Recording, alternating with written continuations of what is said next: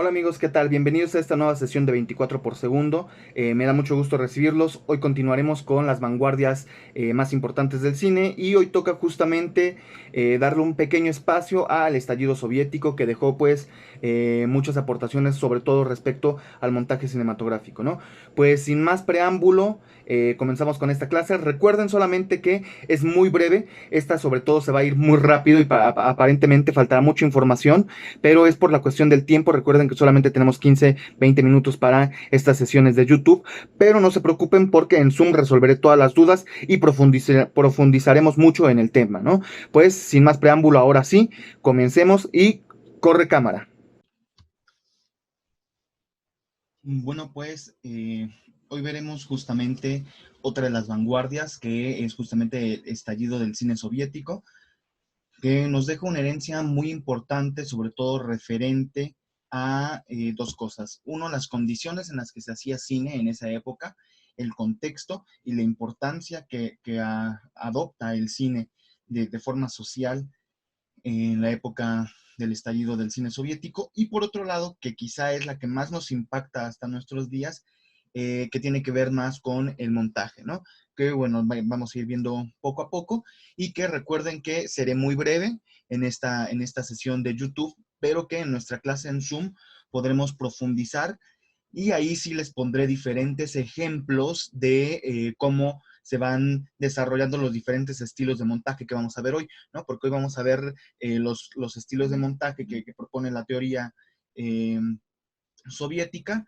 Y bueno, a partir de ahí es que nosotros vamos pues a construir el montaje moderno que se utiliza hoy en día en películas tan comerciales como las de Hollywood, o películas tan autorales como podemos encontrar en el cine de arte, etcétera, ¿no? Entonces, vamos a ver más adelante estos tipos. No podré ponerles ejemplos ahora, pero recuerden que en nuestra clase en Zoom sí podemos profundizar, y podré pues ponerle ya más ejemplos, veremos videos y haremos incluso ciertos ejercicios de montaje, o bueno, sí, pues, ciertos ejercicios en los que podamos poner en práctica este pensamiento del montaje cinematográfico, ¿no? Bueno, vamos a comenzar un poquito con la clase de hoy, ¿no? Que recuerden que será breve desde el YouTube, ¿no? Bueno, tenemos el estallido del cine soviético, el cine ruso, y bueno, el cine llega a Rusia con una tendencia burguesa que pronto se va a romper, ¿ok? Eso es muy importante recalcarlo, y ocurre algo muy similar en México, ¿no? Tanto en Rusia como en México, el cine llega muy pronto. Llega a tan solo unos meses después de haber sido inventado y de haberse presentado en el Café en París por los hermanos Lumière. Y bueno, llega a Rusia, y lo primero que se graba, o el primer evento cinematográfico en Rusia, es una coronación, ¿no? Entonces llega con una intención completamente burguesa, pero después de los conflictos sociales que van a suceder en Rusia, pues se desata la revolución, y la revolución va a ser un elemento importante para desarrollar el estilo cinematográfico ruso, ¿no? Porque va a tener una imagen completamente realista, va a ser un cine completamente social, y va a ser un cine de la pluralidad, ¿no? Es decir, van a tratar de construir una voz social, una voz plural, una voz del pueblo a partir de la cinematografía nacional, ¿no? Hablando específicamente de los rusos, ¿no? Se desata la revolución, y entonces el cinematógrafo ya no graba estos eventos burgueses, estas coronaciones, estas cenas, un tanto, pues sí, de la alta sociedad, y sobre todo de la burguesía, ¿no? Que más allá que la alta sociedad es la burguesía, el poder, la hegemonía, ¿no? Y estalla la revolución, y el cinematógrafo va a pasar a ser un objeto muy útil para retratar de primera mano lo que estaba sucediendo en la revolución, ¿no? Esto es muy importante porque esto no quiere decir, digo, sí hubo videos documentales de la revolución, pero esto no quiere decir que todo el cine que se hacía en el estallido soviético era puramente documental. Sin embargo, sí existía una tendencia a buscar la verdad, a retratar, más que buscar, a retratar la verdad dentro de las películas del cine ruso, ¿no? Es por eso que va a tener una importancia social pues muy grande, ¿no?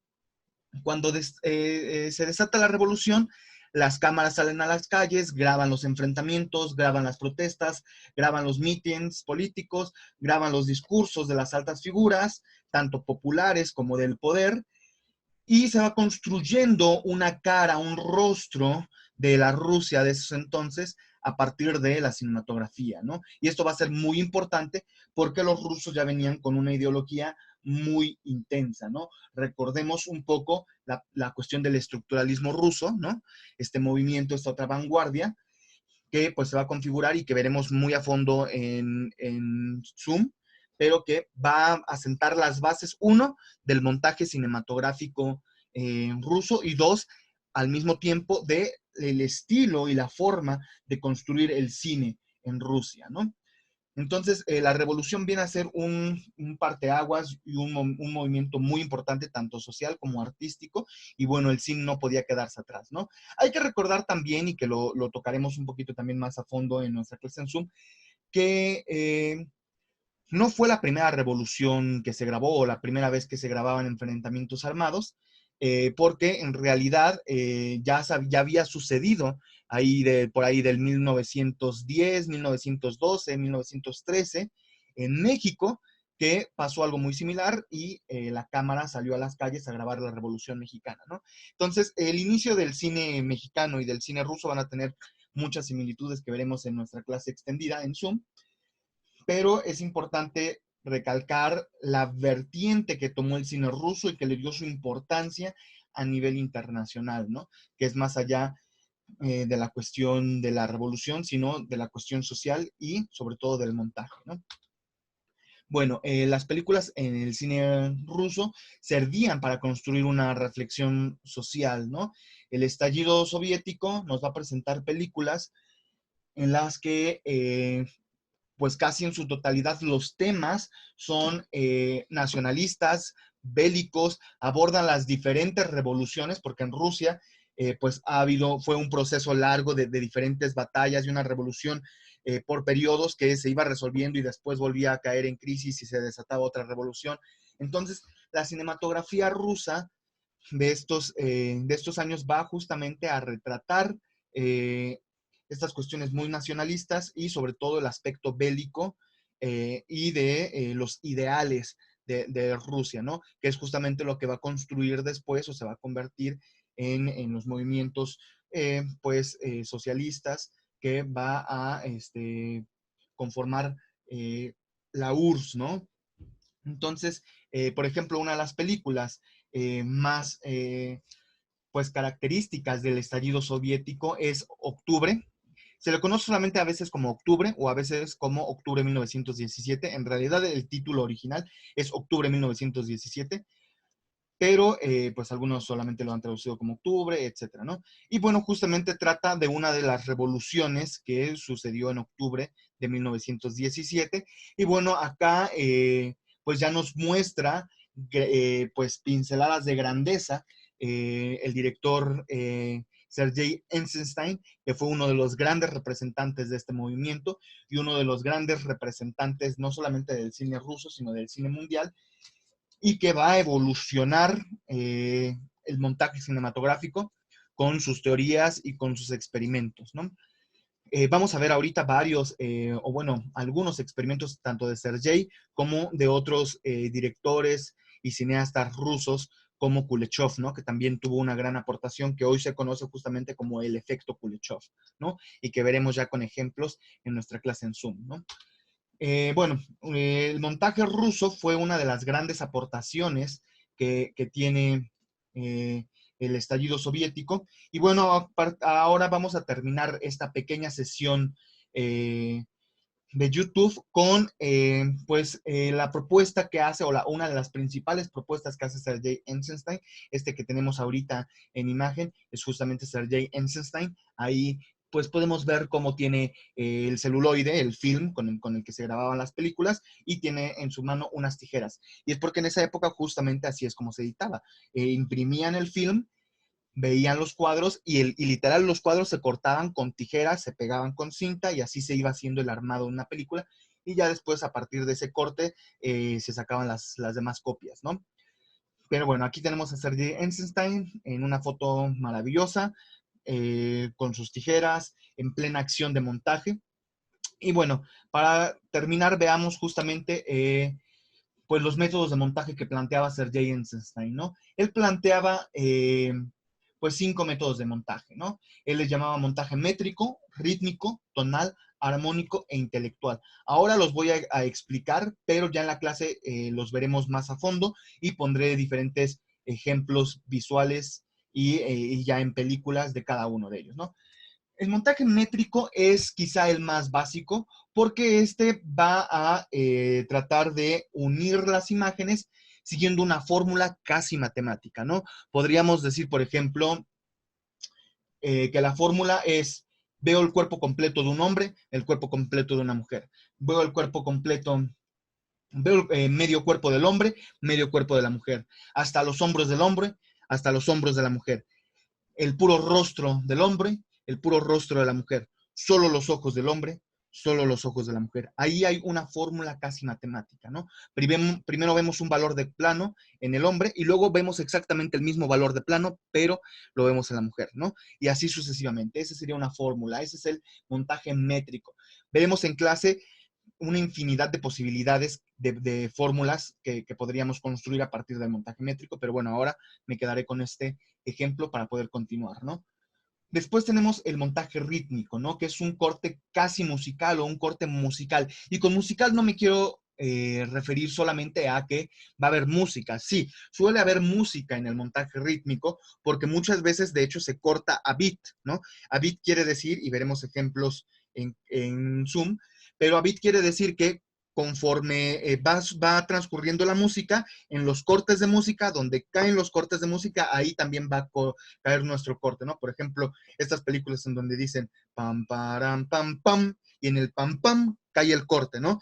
Pam, param, pam, pam, pam, pam, y ahí pam, pam, tendría dos cortes, ¿no? Entonces, pues se hace un corte, pues muy ad hoc a la música y donde cae el beat musical, cae el corte, ¿no? Esa es una forma de hacer o la forma más común de hacer el montaje rítmico, pero también veremos en clases son ejemplos donde se puede alcanzar un ritmo casi musical, incluso en una escena donde no hay música, ¿no? Pero eso lo veremos ya en Zoom. Tenemos también el montaje tonal, que es uno de mis favoritos, donde pues vamos a procurar tener un corte mucho más emocional, donde justamente lo que yo trato de hacer con eso es provocar una emoción en el espectador, ¿no? La forma en la que yo edite, el momento en el que yo corte, va a provocar cierta emoción, ¿no? Y pues ahí podría poner como ejemplo justamente pues muchas películas de suspenso o muchas películas que provocan la melancolía a partir del montaje, ¿no? Y veremos varios ejemplos ya en nuestra clase en Zoom, ¿no? Pero es importante que quede claro que el montaje tonal es aquel que por medio del montaje procura construir una emoción en el espectador, ¿no? Luego vamos a tener el montaje armónico, que el montaje armónico también me gusta mucho porque es un montaje que va a combinar dos o más de las opciones, de las otras opciones, ¿no? Puede ser un corte en donde utilicemos una fórmula y al mismo tiempo sea musical y entonces ya estamos utilizando montaje métrico y rítmico y entonces ahí estamos construyendo una armonía entre estos dos tipos de montaje, ¿no? Podemos incluso poner, por ejemplo, un montaje tonal, rítmico y métrico, ¿no? Y entonces sería una armonía mucho más rica. O podríamos utilizar el montaje intelectual que ahorita vamos a ver con algo tonal o un montaje intelectual con algo métrico, ¿no? Entonces, el montaje armónico justamente trata de eso, ¿no? De construir armonías entre dos o más tipos de montajes que hemos visto hasta ahora, ¿no? Y esto pues nos va a provocar pues que tenga ritmo, que tenga pues ciertas características intelectuales, que tenga ritmo y emoción, etcétera, ¿no? Unas combinaciones mucho más profundas que ayudan al cine, ¿no? Y bueno, finalmente tenemos el montaje intelectual, que se va a encargar de hacer una yuxtaposición de imágenes con referencias intelectuales. Este sí lo voy a guardar para la clase en Zoom, porque los ejemplos sí son mucho más precisos para que pueda ser entendible. Pero bueno, un poco para cerrar, el montaje intelectual, justamente a partir de la yuxtaposición de imágenes, estoy haciendo referencia a un contexto con una referencia intelectual, justamente, ¿no?